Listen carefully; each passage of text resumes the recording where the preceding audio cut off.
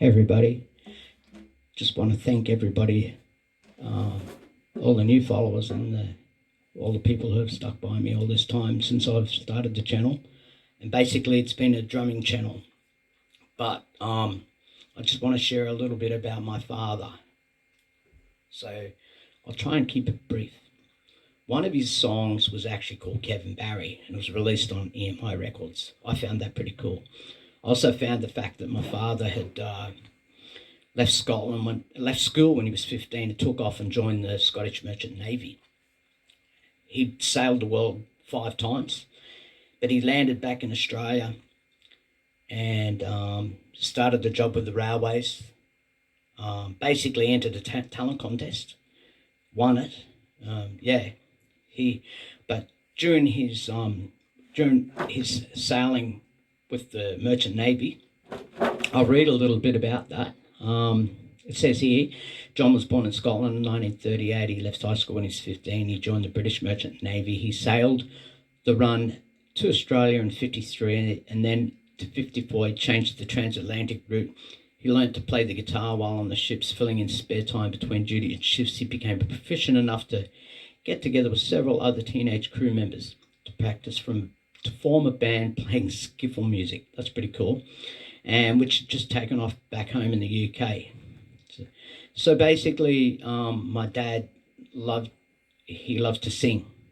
And I think, the proof's in the pudding. Once you hear my father sing, then you'll soon see I think he probably had one of the best vocals in the world at the time. He certainly, his voice was lovely. And I mean, there are a lot of people out there that can sing, and there are also a lot of people back in Dad's day that could sing. But I think Dad's had something unique, and some people did see that. So in 57, Dad found his ship in Sydney once again, and he stayed. Like I said, he settled down and he entered a talent contest. He then went on to perform a song called Bebop-a-Looba. He won that talent contest. Keith Crockett offered Dad some bookings and said to come back on the Monday. So Dad did some quick thinking and maths and established that he could earn more money and it'd be a much more pleasant role being an entertainer than working on the railway yards. So Dad hit the pubs and the clubs with his guitar and soon noticed by a talent scout. He was offered to appearance on the new television medium, appearing on the first Tonight Show being hosted by Keith Walsh. I found that pretty exciting, actually, when I first heard that news. That was on Channel 9. He also became a regular performer with Jimmy Little on the Tommy J's On the Trail show, which went live to air on 2SM on Tuesday nights. So how cool is that? So supporting obviously supporting a featured artist, Frank Highfield. And Dad had fond memories of rehearsing in the stairwell of 2SM. So I guess it had all the echo and, and obviously in those days, they didn't have any added echo and they didn't have any foldback systems available. So Dad took part in the Roy Acuff Grand Ole Opry open house TV series filmed in Sydney and shown on Channel 9 during their extended stay in Australia. I thought that was cool. In a latter part of 1958, the Kingston Trio had a hit called Tom Dooley. In the repertoire, Dad had a song called Kevin Barry. So I'll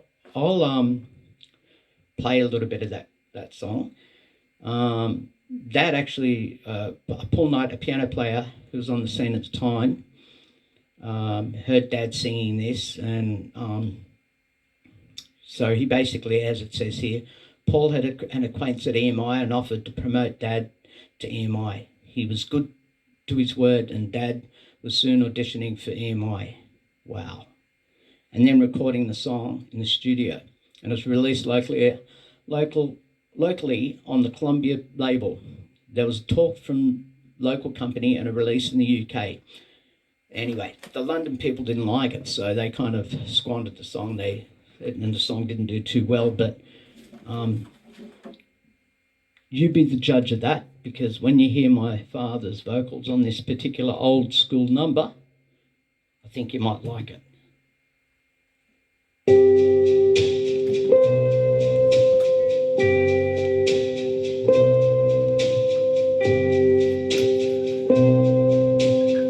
On a cold September morning, high upon the gallows tree, Kevin Barry gave his young life for the cause of liberty. Just a lad of 18 summers, and yet no one can deny, as he walked to death that morning, he proudly held his head up high. Just before he faced the hangman in his lonely prison cell, the soldiers tortured Barry just because he wouldn't tell the names of his brave comrades and other things they'd like to know. Informers Kevin Barry, but he proudly answered no. Shoot me like a soldier, do not hang me or they'll scorn my cause to free old Ireland on this cold September morn.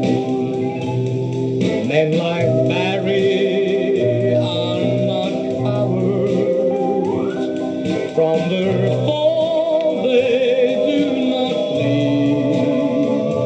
So Kevin Barry gave his young life for the cause of liberty.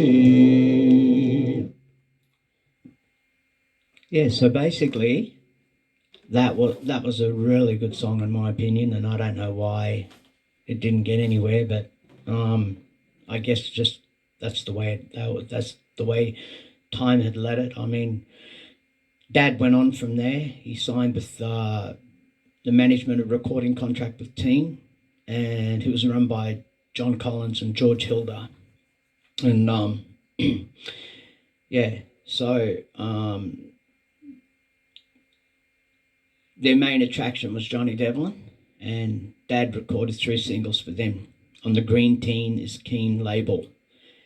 And Dad does not know how many copies were sold. Well, but believe it or not, I've actually got, I got 2 of those copies anyway. There She Goes on the other side, flip. It's Isle of Innisfree. That's the Teen. And Green Teen is Real Keen. That's what it said back in the day. So yeah, and I think that one was released. Let me see. There She Goes, Isle of Innisfree, 1959. So 1 year before I was even born. Wow, that's pretty cool. So yeah. Dad also had a song called Pick and Pedals. On the flip side of that, I Need Your Love and Arms. That was pretty good as well. If you let me, what I can do, playing these songs is probably more practical. I'll just get back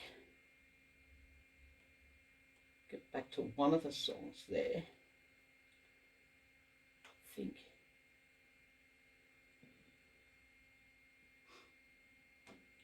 Let me see.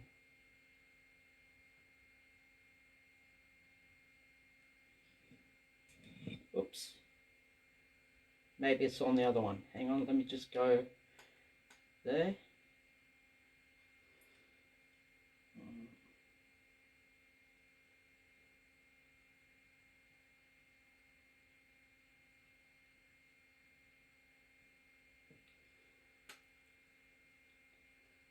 So this was a good one. Well, I thought it was anyway. Hang on. Here we go. No further ado, Johnny Robson, my father. Another one.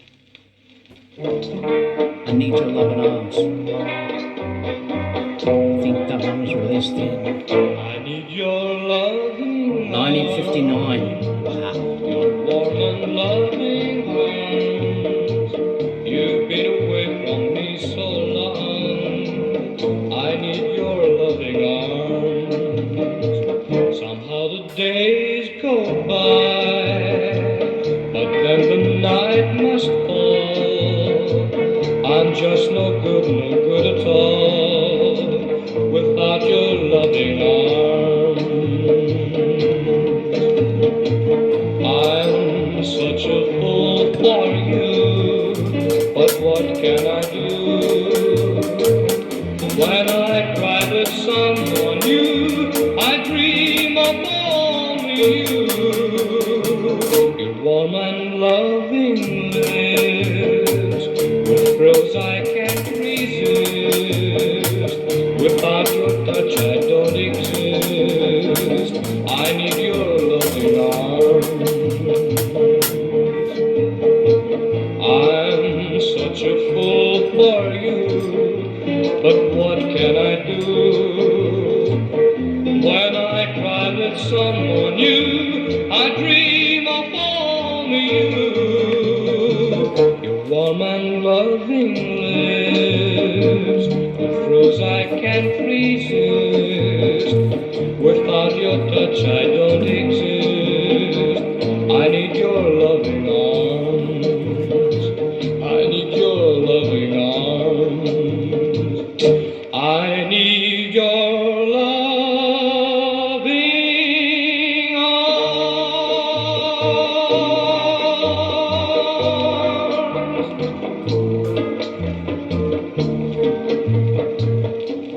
So there you have it. So that was another one of my dad's songs from 1959. Wow. So Dad went on from there. He toured the country. Obviously, he did quite well. Dad appeared on 6 O'Clock Rock, Sing Sing Sing. That was the Johnny O'Keefe show. It was 6 O'Clock Rock. He also went on tour with different people. The Mills Brothers and the Ink Spots, and Winifred Atwell. They toured the country, and the list goes on. I could keep going with my father. There's quite a lot here. There's quite a lot of history here. I guess the thing of it is, Dad's actually been recognised by a guy who has a recording studio, and what he's done, he's taken Dad's songs and done some of them and redone them and digitally, and some Dad's done dry vocals and sent them to him, and he's re-released his Dad's music on Spotify, Apple iTunes and YouTube. And my father's 86 years of age now, and he has not lost his vocal ability, so that's pretty amazing. And that's one of the reasons why I wanted to share too, was the fact that my father can still hold an incredible note. When you listen to him sing, he's got such a lovely voice. You can find him on YouTube. In the links, I'll put everything down in the links for you when I release this, and you guys can judge by yourself. But it's a wonderful legacy to have. I'm pretty proud of the fact that he played with quite a lot of people. Even later on, Dad worked with Lucky Grills and Buster Noble,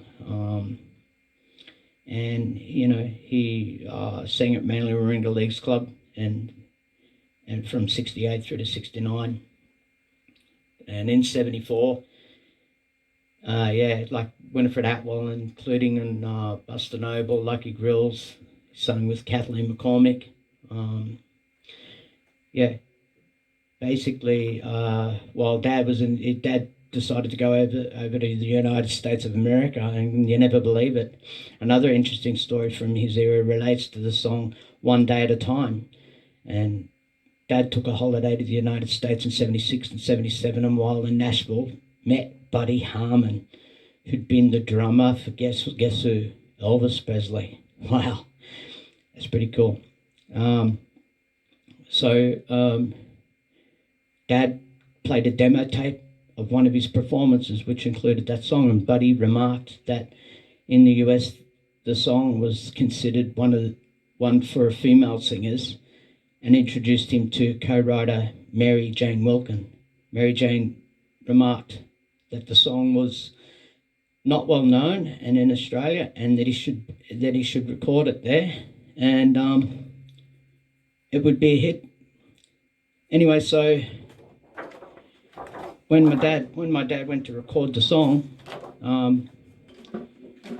they had stolen it and re-released it, and stolen it off my father and released it with I'm not sure the name of I don't have that information, the name who released it, but it doesn't matter anyway. They Dad got the rights from the person who wrote the song to release it here in Australia, and then it got nicked. But my father was, his vocal ability really was gone unnoticed for all these years, and I guess my point is I'm trying to give him some recognition for having such an incredible career in his day. Anyway, that's enough of me for now. I hope you like this, and who knows, maybe some YouTuber out there will get a hold of it. I don't know. There's a lot of, maybe Mr. Beto. Who knows, if Mr. Beto has a look at this particular video that I've just made on my father, he might ask for some music and maybe help get Dad some recognition.